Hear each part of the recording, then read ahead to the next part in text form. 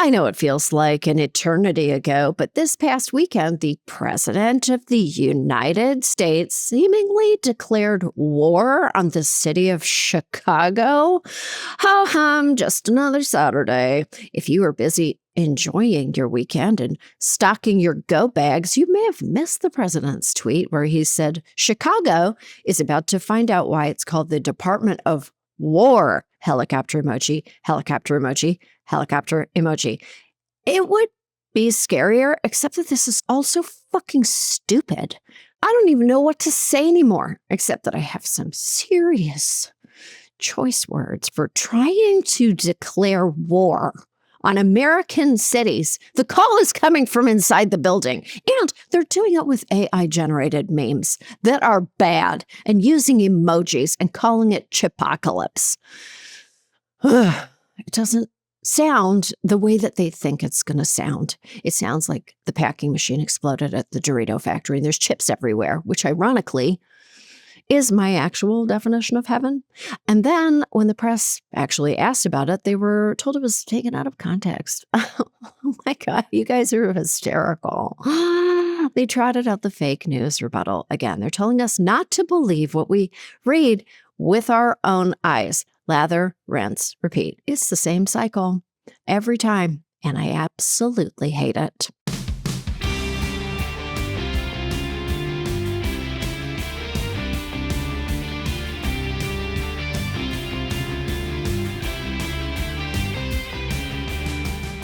This is Choice Words. I'm Samantha B.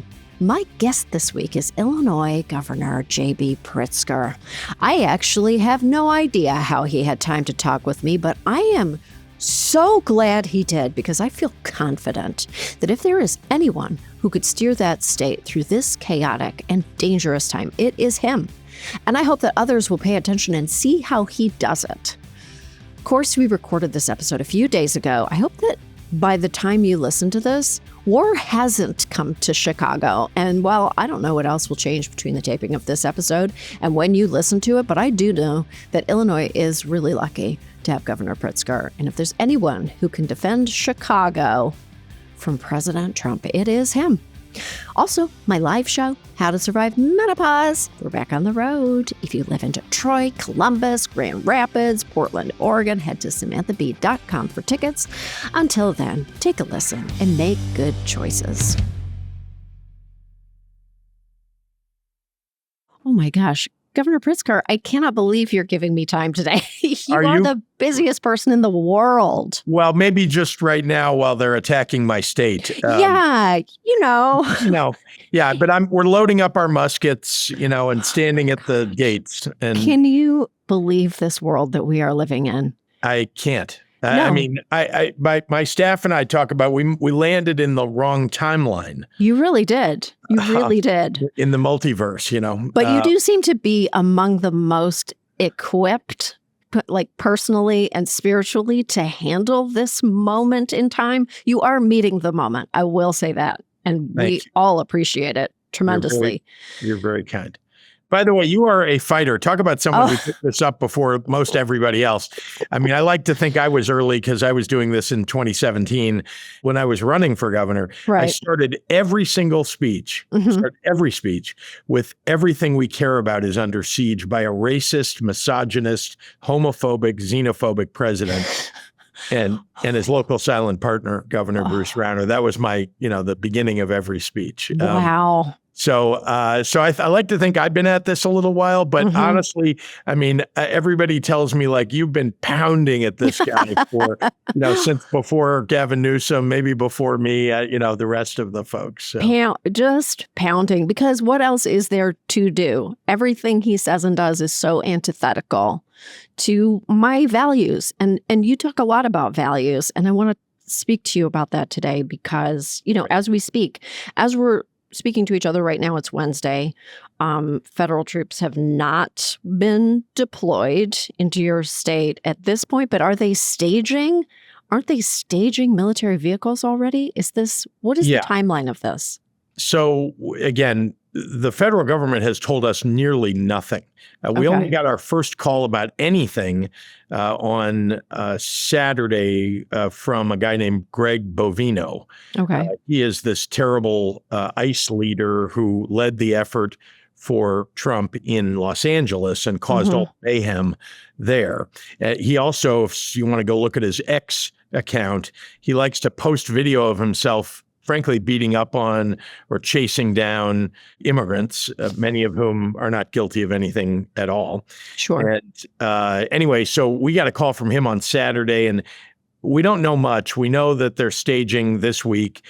We have received a lot of other intel, including that on Friday of this week, they will have had all of their ICE officers and the military vehicles that they're using for ICE in place. We do not yet see National Guard, but we have gotten information that the Texas National Guard has been notified that they will be called up and that they should be prepared for the possibility of showing up. And there's no justification for it. There's no emergency. There's no insurrection. Right. But Trump will use any excuse. And so you can imagine that it's possible that ICE will inflame passions on the ground, as they always do. Of course. Protesters showing up. And if anybody does anything wrong on the ground, they'll say, we need more protection. And the president will respond by sending in military troops. So that's what our great concern is. But we're working very diligently and very hard right now to avert that. How are you planning to avert that? Or what are the mechanics of averting something like that? Well, the first thing is that it's illegal. It's unconstitutional to send troops in. So we can't file a suit until Trump actually does something illegal. Okay. But we are prepared. We understand what he is likely to do. We have seen what happened in California. And so our attorney general and my office are ready and know that we're going to be in court the minute we see that Trump has tripped over the line. Right. So that's the first thing. The second thing is that, I'm trying to make it clear to the country as well as to the people of Chicago that we have a pretty good idea what their plan is. And I think calling it out publicly makes it at least less likely that Trump will actually do it because he keeps denying all these things. And so I'm hopeful anyway that even just saying, as we now think we know, that the Texas National Guard is being called up, perhaps they'll end up not doing that. Right. And so that's an example. I mean, the other thing is just being clear that we're not opposed to fighting crime. We fight crime every day in the state of Illinois and the city of Chicago. Trump likes to say that he needs to call in troops because of crime. By the way, that's exactly unconstitutional and illegal.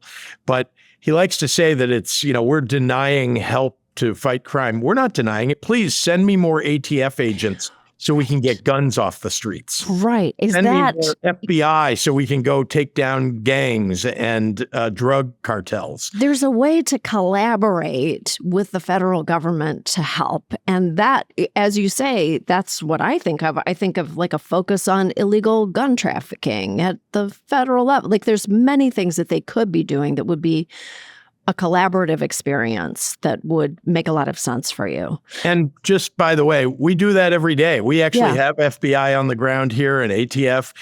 We have help. We could use more. If he wants to help us with more, we really would love to see that. But he's taking away not only our ability to fight crime with civilian law enforcement, he's actually removing dollars that the federal government was using to support what we're doing on the ground to intervene in violence. We have violence intervention programs that are hyper effective. We've cut the homicide rate in the city of Chicago in half over the last 4 years. And crime is way down and down more than in many other cities. And it's because of all the work we've done that's well, to prevent people from committing crime, providing jobs, for example, for young people during the summer, making sure that we've got programs for people to join so they can get educated instead of, being involved with a gang. Right. So these are just examples, but we've been doing it for years with federal money on top of the state money that we provided. And now Donald Trump has literally cut that out. He has defunded police and he has defunded the programs that work to fight crime. It's so disrespectful to the men and women of law enforcement, is it not? It's so dangerous. It's dangerous. Yes. Take away the programs that are working that they rely upon. They rely upon these, these intervention programs that we have to keep crime down. Oh, another thing. Over the years, we have worked very hard to remove from the police the duty of managing people with mental health and substance use treatment problems. Right. What we've done is provided more mental health and substance use treatment. And so folks who need it can be diverted to that instead of going into jail. And now those programs are being cut. So it's just, if we see a spike in violent crime in the city of Chicago, it will be because Donald Trump has defunded these programs and defunded our police. As with everything else in this administration, it's a performance of strength, right? It's a performance of strength instead of like a thoughtful approach to violence and crime. Yeah, he's a reality TV show star. Yes. I mean, and that's all he knows. And so, he's using all the levers of government in ways that are illegal and unconstitutional in order to create a show. And again, this fellow, Greg Bovino from ICE, is a guy who, posts videos of himself and, dramatically talking about how he tackled somebody and made sure that they're going to be deported from the state. When they came originally to Chicago, remember, Chicago was the very first place that Donald Trump sent ICE officials and officers to disrupt our communities. And you know who they sent with their officials? Who? Dr. Phil. Oh, that's right, Dr. Phil. This is, again, it's all a reality television show for Donald Trump. Yeah. Chicago is a sanctuary city. How are you protecting people right now? How are you standing in the way? I mean, legal resistance has been the most effective way to kind of like rebuke him or hold him off, but they do throw the rule book out the window. They don't seem to care. Again, it's all a show. So how are you making people feel safe in their communities right now? Well, I don't want to poo-poo the idea that resistance works. It does. And peaceful resistance and peaceful protesting, megaphones, microphones, and reminding people that they need to get out and vote, because that ultimately is how we win. But we're doing other things. We have a law in place called the Trust Act in the state of Illinois, and that essentially says that our local and state law enforcement should be used for fighting violent crime on the streets and not for chasing down people with an administrative warrant to capture them because their visa ran out. That's stuff that should be done by the federal government. That is the job of the federal government: border control, managing immigration. That's not a local issue. It's a nationwide issue. Right. And the federal government is responsible for that. Our local police are responsible for fighting crime. By the way, they're doing an excellent job. And we're very proud. But if you take them off the streets fighting crime and instead have them chasing down people immigrants who have lived here for 10 and 20 and 30 years, who have jobs and they're paying taxes and they're law abiding and they've raised families here, and you're chasing them down, you're using our police to chase them down. That's not something we want to do in Illinois. So we don't. And so that's another way that, we're making sure that we're fighting crime, which is what we ought to be doing with our police, and also not assisting the federal government with what is their job to manage immigration. Right. It causes terror. It's terror. It's chaos. People, they like pull their shades and hide inside. It's not correct. It's not correct. It doesn't align with our values. And some of the leaders of the Department of Homeland Security and the Customs and Border Patrol have admitted that how they target people is by how they look. or Yeah. they're speaking in another language, or they have an accent. Right. They're mostly Black and brown people that they're arresting and taking away. And they're arresting them. These are men in masks. They're arresting them and disappearing them, not telling their families. Mm-hmm. And some of them have been U.S. citizens. Right. So it's a dangerous moment that we live in. I love how you are calling out the president. I, too, believe very strongly that this is the moment when you have to make a decision about who you are. I helped to build a Holocaust museum. I led the building of the Illinois Holocaust Museum and worked with the survivors. And one of the things that they insisted on teaching young people who come through the museum is about the choices that you have to make in these perilous moments like what happened in Nazi Germany. The choices about, are you a collaborator? Are you a rescuer? Are you a bystander? Are you an upstander? Right. And they like to think that children will choose to be upstanders. That is, someone who will stand up and do the right thing in the difficult moment. Right. And it's easy to think about that when there isn't a difficult moment and to think of yourself as an upstander. But when things really are difficult, when you or your family are threatened, or people in your neighborhood or your community or your city are threatened, who are you now? Who are you in this moment? And I think people are having to face up to who they really are. And most people in Chicago, I'd like to say, really are demonstrating that they're upstanders and that they're going to peacefully protest and stand up against Donald Trump. Right. There has never been, there has been, but this is one of those times where you need to step into your values and actually live them. If not now, truly when. I mean, he is saying like Chicagoans are begging me to come and help. And I that cannot be true. What are you hearing from like the people of Illinois about being the focus of so much negative attention too? It's not just from him. It's not just from the administration. It's kind of just everywhere out in the online spheres. Almost no one wants military troops on the streets of an American city. And someone actually did a poll recently in Illinois asking that question. And an overwhelming number of people said, we don't want military troops. Please help us with crime, to fight crime. Help us with local law enforcement. Help us with civilian law enforcement. But we don't want military troops. And that's what I'm hearing. And I'm hearing it over and over. I just took a walk on the riverfront today. Every morning I like to walk somewhere different. I started the morning at what's called the Bloomingdale Trail. And was just out at the riverfront. And people stop me along the way and say, thank you for protecting us from Donald Trump sending troops. People are begging for some kind of protection, and I'm doing everything that I can. I can't, I don't have any means other than going to court and peaceful protesting to stop Donald Trump. But people understand that the future of the nation is on the line right now, and what we do in this moment is going to determine whether we have a country and whether we have an election in 2026 and 2028.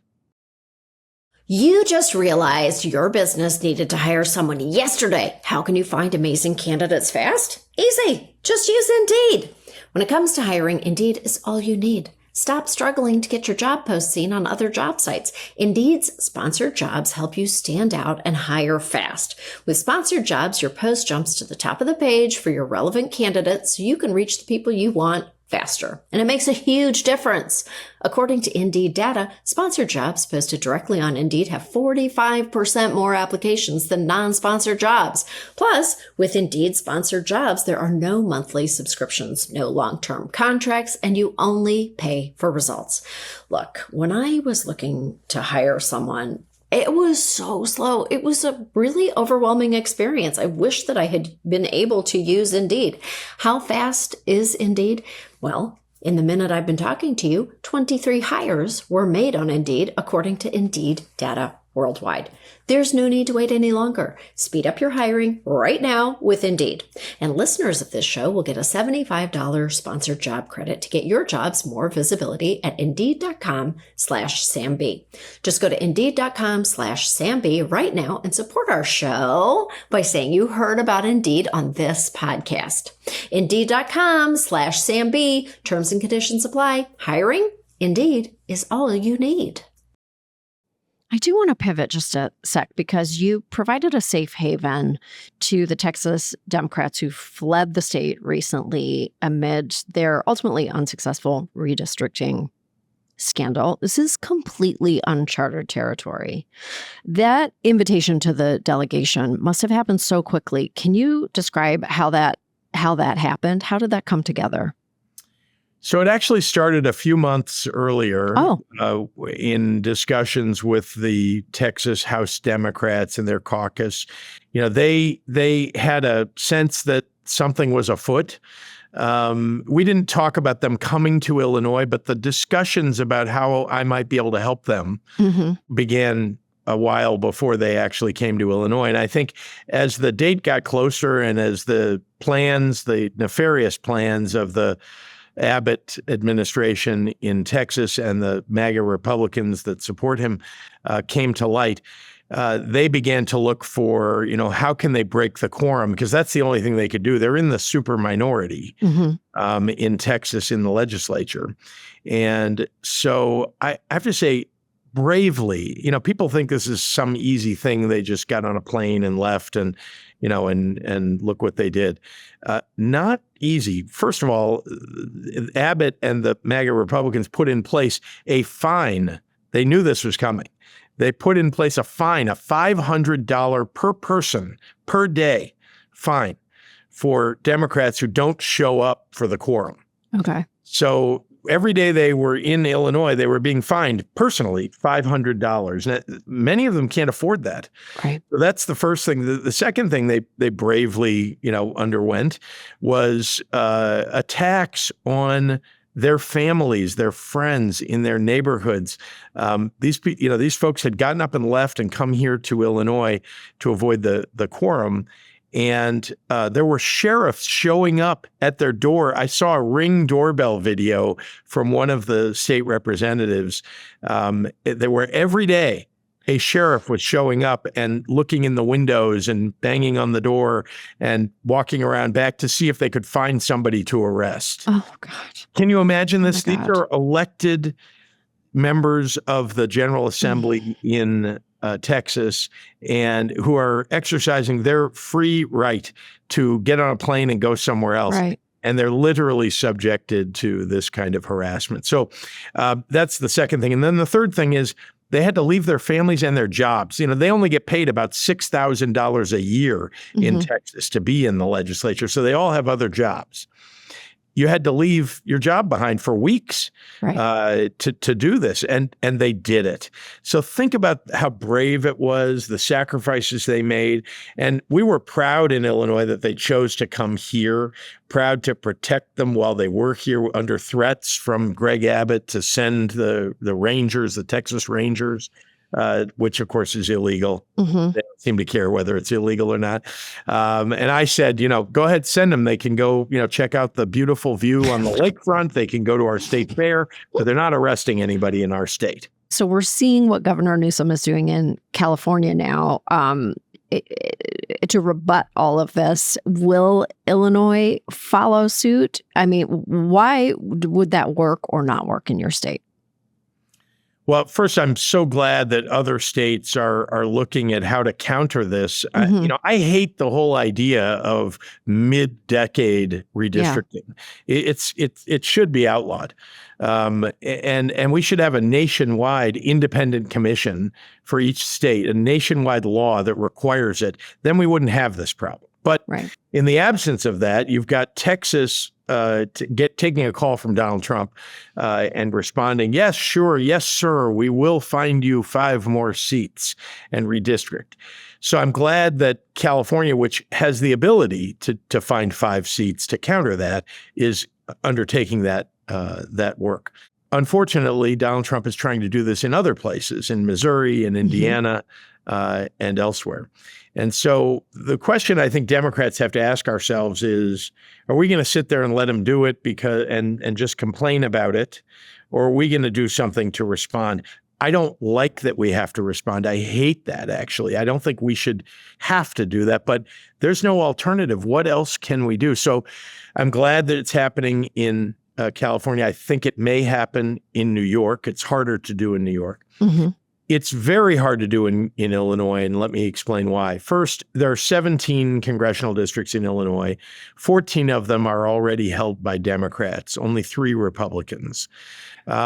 And we also already we have a very early time in which candidates have to collect petition signatures to run for office. And it already began at the beginning of this month.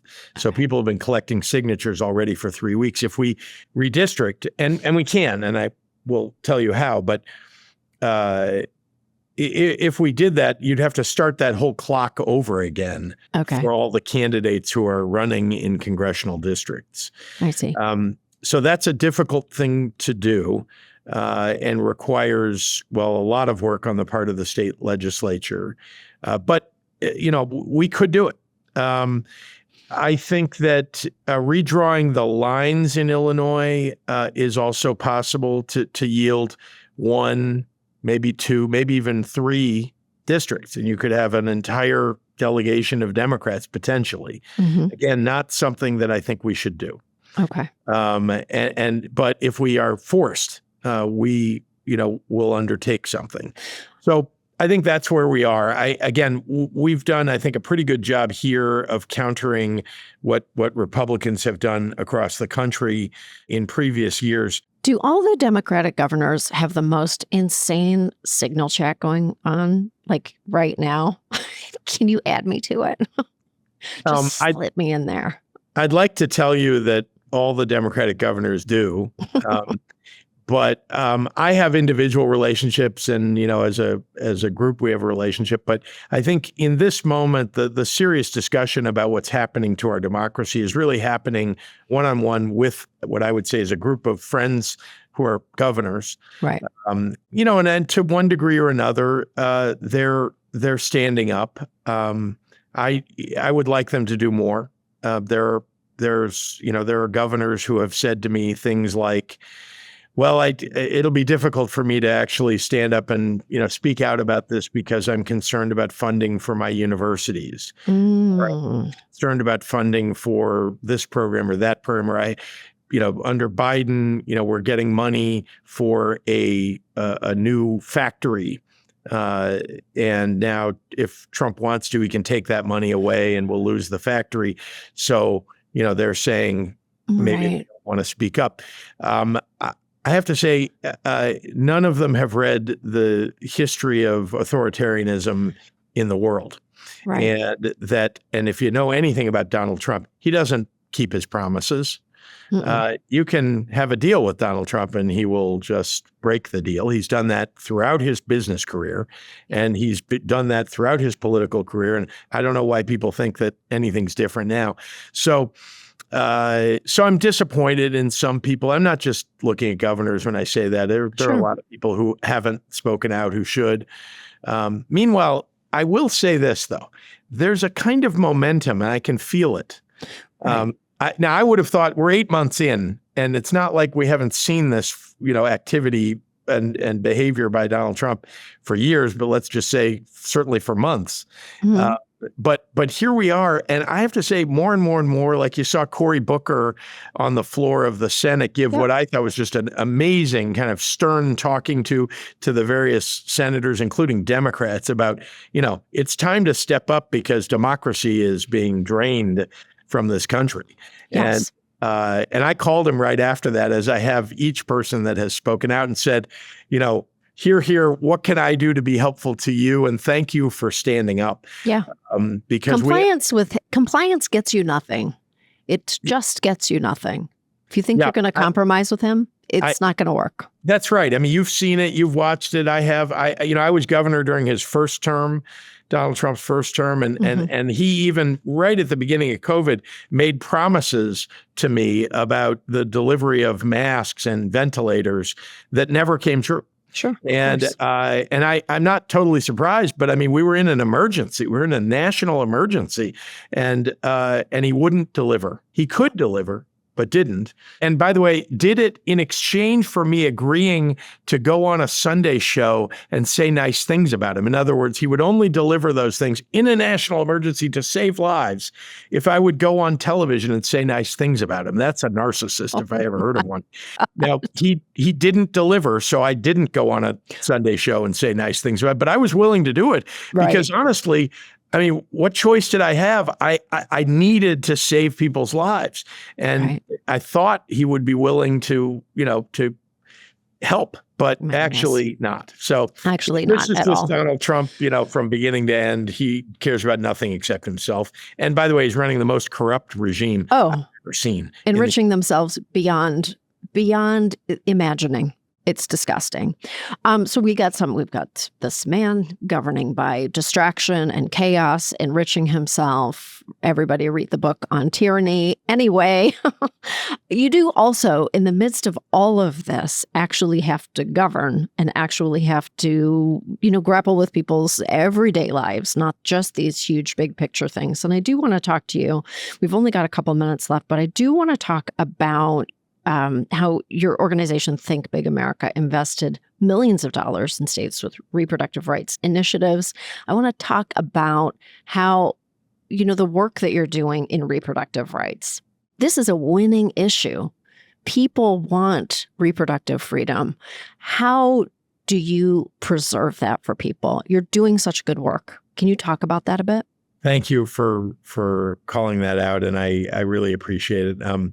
And let me just say, just broadly, we are the party of civil rights. We are the party of human rights. We are the party that fights for people's freedoms. Yeah. The Republicans like to talk about freedom, but actually they're not for it at all, as we're seeing every day in the Trump administration. But we Democrats are the ones who fight to preserve people's rights. And at a very young age, my mother, when I was a little kid, was an activist for LGBTQ rights as well as for reproductive rights. And she used to take me along to the marches and meetings. And I was the youngest, so what do you do with a 7, 8, 9-year-old? I had older siblings, but they were off doing other things. So I kind of came by it, I don't know, by nurture, I guess, or I think by nature also, the fight for reproductive rights. And so as governor, I've been able to help pass the Reproductive Health Act, which guarantees a woman her reproductive rights, and then lots of other protections in the wake of the Dobbs decision. Right. And I'm so proud because I think my mother passed away when I was 17, and I think about her all the time when I'm on this, crusade to preserve people's rights and fight against Donald Trump. That I'm hoping that if she could see what I'm doing, if she knew what I was doing, that she would be proud and that she would want to do those things. And anybody who's lost a parent at a young age knows that you live kind of the rest of your life trying to fulfill some of what their dreams were. So I've been very active. Think Big America is a national organization. We went into 9 states in 2024 to fight for and make sure that we're putting on the ballot amendments to guarantee constitutional rights, the right in particular of reproductive freedom. So we've done it so far in 7 of those states, and we're going to have to keep doing it because there are more than 20 that are denying people's rights. Illinois, by the way, is not one of them. We are protecting women's rights, and in fact, we've become a safe haven for people coming from all over the country. Right. I mean, you just signed that new bill making sure that Illinois is the first state in the Midwest to guarantee that students at public colleges and universities can access medication, abortion, and contraception through their health services. That's incredibly important. It is.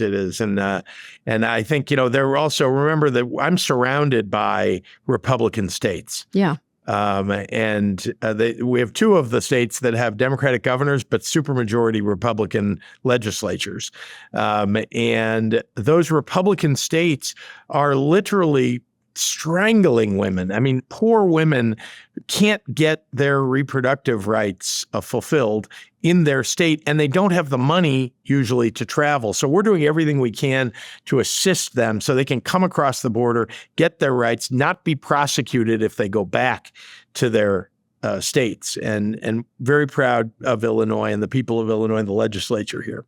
I serve on the board of a Planned Parenthood affiliate, and I have to tell you that we are very admiring of your work and your dedication to it. It's an economic driver. It's a human right. It feels so Byzantine that we have to have these conversations and we have to enshrine these protections, and we're just like inching, just grabbing the freedom and trying to preserve it, just like holding it like a tiny gem. And I'll just add one more freedom. There are many that I think we ought to be out fighting for. In Illinois, we had a terrible tragedy in Highland Park where a shooter with a semi-automatic weapon, an assault weapon, shot 48 people, 7 of whom died. Those assault weapons were legal in Illinois, right? Because the NRA had been in the state fighting to make sure that guns are available to everyone, even people who have mental health issues, even people who shouldn't have guns. And so we actually passed an assault weapons ban in Illinois, and we passed universal background checks. So we've done the right thing in our state. The problem is I'm surrounded by states where they're literally handing guns out to people and automatic weapons, and it's difficult to keep those out of our state. In fact, the majority of guns that are used in crimes on the streets of the city of Chicago come from Indiana. Yeah, it's pretty difficult to to fight against it when you're like bordering states that are like, open a checking account at our bank and you get a free handgun. Like, it's really dangerous out there. It feels heated. It is. That's why we need a national background check law, universal background checks, and frankly, a ban on assault weapons nationally, which we had in place in the 90s for 10 years. And then, it lapsed and nobody was willing to reinstate it. These are things that Democrats ought to be standing up and fighting for in the next election and electing a Congress that will actually pass it. 100%. Oh boy. Like, I am looking forward to the midterms with every cell in my body, but we have to have leadership that stands up and says, can we just say what our top values are and just keep hammering them, because that's all that's left. And let's emphasize and have as a number one issue affordability and fighting for the working class and for the most vulnerable in our society. And I think we somehow let our message get obscured in the past, and we got to wipe away all the obscurity and make sure that we're focused on lowering prices, on lowering the cost of living for families across America, and in particular the working class, the middle class. Right. They deserve a break, and Donald Trump has raised taxes on them. Tariffs are a tax, and Donald Trump has made things more expensive because of the position he's put the United States in the world. And so we ought to recognize that. Look, we as Democrats really need to go back to our roots. We're the party of Medicare. We're the party that created Social Security. We're the party that created Medicaid. These are all things that people rely upon. I mean, the majority of Americans rely upon these things. And they're things that we're proud of. We're the ones who passed the Civil Rights Act and the Voting Rights Act. Yeah. These are things that we ought to remind people we're all about. And then we need to focus on the things of the future, like what are we going to do about AI and the jobs that AI is going to displace?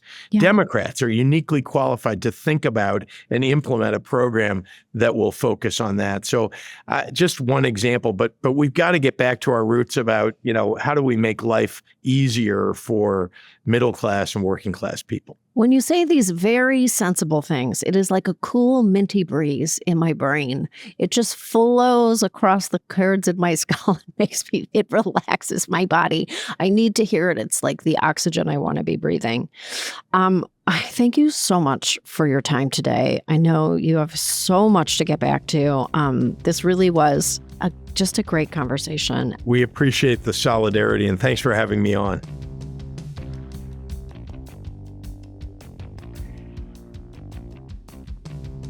That was Governor JB Pritzker, and I had no choice but to look up one thing. He reminded me that Dr. Phil, yes, that Dr. Phil, joined Tom Homan on a January ice raid in Chicago. Why? Literally, why? Well, it turns out Dr. Phil is recording ice raids for his new TV network about news and true crime. So cool. So cool. He seems great. It reminds me of the time that one of his producers asked me if I would like to come on the show with my children and work out a little issue we're having, and how fast I said no to them, and what a good instinct that was, and how we really have to listen to our inner guidance on things. You know what I mean? It can really help you. Anyway, thanks for joining us. I'm Samantha B, and we'll see you next week for some more Choice Words.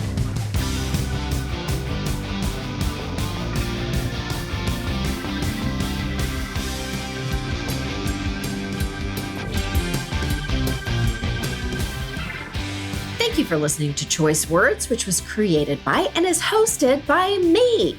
The show is produced by Tzvia Baron-Reinstein with editing and additional producing by Josh Richmond. We're distributed by Lemonada Media, and you can find me at RealSamB on X and Instagram. Follow Choice Words wherever you get your podcasts or listen ad-free on Amazon Music with your Prime membership.